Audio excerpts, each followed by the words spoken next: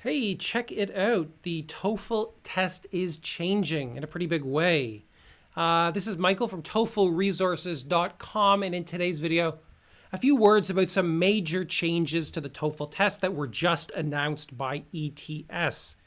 Yes, you can see right from the headline that this is a pretty big deal. They've said the world's first and most respected high-stakes English test announces a fairer, more accessible, smarter, and tailored experience. TOEFL test is going to change. I'm going to dive right into the press release that they've just put out a couple of hours ago just to see what that means. But I do want to share this quote from Omar, who's like the general manager of TOEFL at ETS these days. Here's what he said. I learned English outside of a formal classroom, so I understand the challenges of non-traditional learning. We're transforming TOEFL to be more fair, flexible, and relevant so no student is held back by how or where they learned. We've updated niche topics like Greek mythology with more real-world academic content that reflects today's global student, relevant regardless of their background. Okay. So there's a few things. I'm going to start actually in the middle of the press release, diving into what I think is like the biggest and most important changes. And these are going to start in January of 2026, January of next year. So what have they announced? Well, they've said that ETS will implement a multi-stage adaptive design for the reading and listening sections of the TOEFL IBT. This means that the test will adjust in real time based on how a student performs. So that means the test is becoming adaptive, kind of like the Duolingo English test or like the new digital SAT. Basically, if you answer the first questions correctly, you'll get some more challenging questions. If you do poorly on the first questions, the next questions will be a little bit easier. Now, it's not as simple as that, right? Like, it changes throughout the section, I assume. So, but you see what I mean, right? The content of the test is dependent on your ability, on how well you do. That's a pretty common thing now in modern contemporary testing.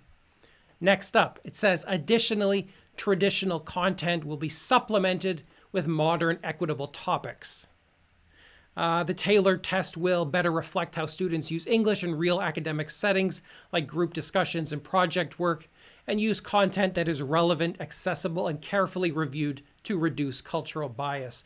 It's not immediately clear what that means, but, I guess, based on the quote from Omar above, they're going to try to update the topics so they are just about subjects that the students may be more familiar with than, say, Greek mythology or, the history of the Vikings in Scandinavia. That's my guess. But note that it says it will be supplemented. So they're not going to totally remove the traditional content. They're going to supplement it with more modern topics. And I guess some of these topics might reflect how English is used in real settings. That said, the test already does this, of course, right? The academic writing question, the academic discussion question in the writing section is all about using English in a real setting. And, the speaking question about a campus situation, again, kind of reflects, the use of English in a real setting. So I am interested to see what this means, like an actual fact. The other very interesting thing here is that the scoring system is going to be slightly changed. Now, you'll still get that traditional 0 to 120 TOEFL score that they've used for 2 decades. However, in addition to that, you'll also get a 1 to 6 banded scale score. Kind of like the IELTS, right? Where you get a score between 1 and 9 for each of the sections. So it looks like your TOEFL score report will contain 2 different scores.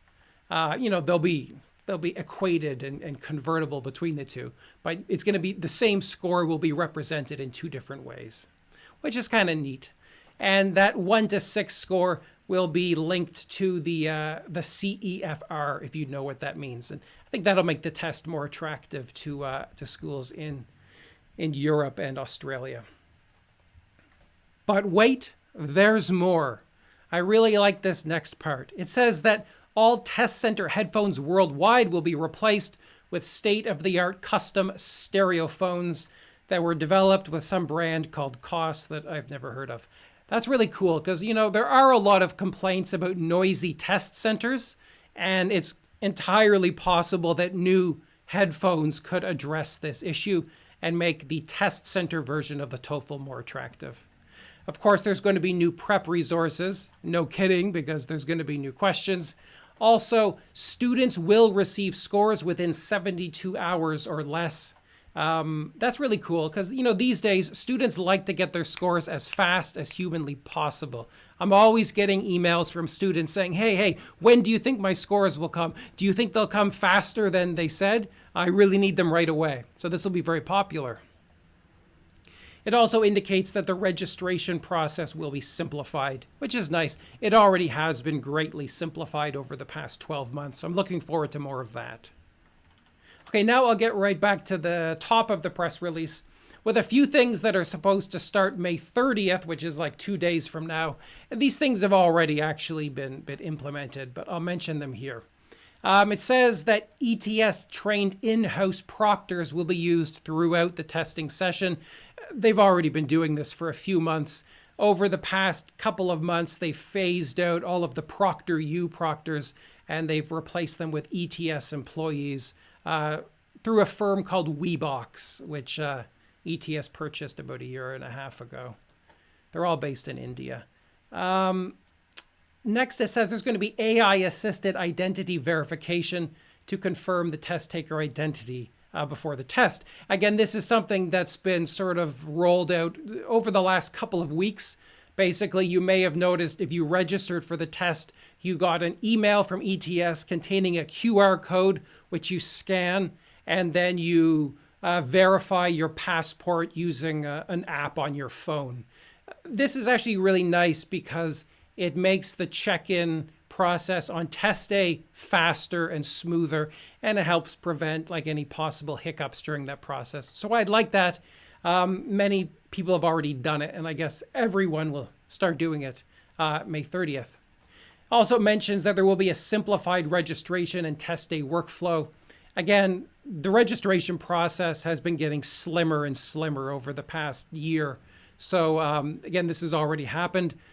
Maybe May 30th, it'll be even faster, which would be nice because, you know, you want to be able to get in there and register and pay for your test as quickly as possible without any kind of stress or bureaucracy slowing you down.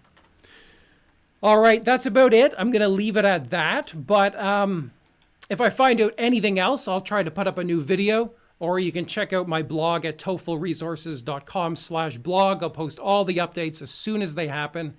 And if you have any questions or comments or feelings about these changes, please leave a comment down below. Like, I'm sure a lot of people have opinions, right? Because this is like the third major change to the TOEFL since 2019.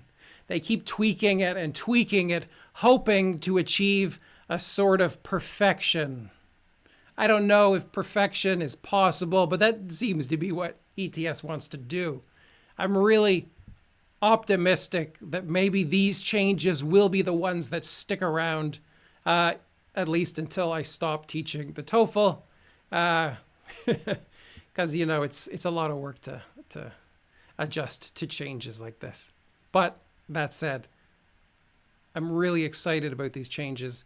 I think they will create a better experience for test takers, and I think that people will respond positively to them. All right, that's all for now, but yeah, I'll probably put up another video real soon, so make sure to subscribe to the channel and check it out now and then. Bye-bye.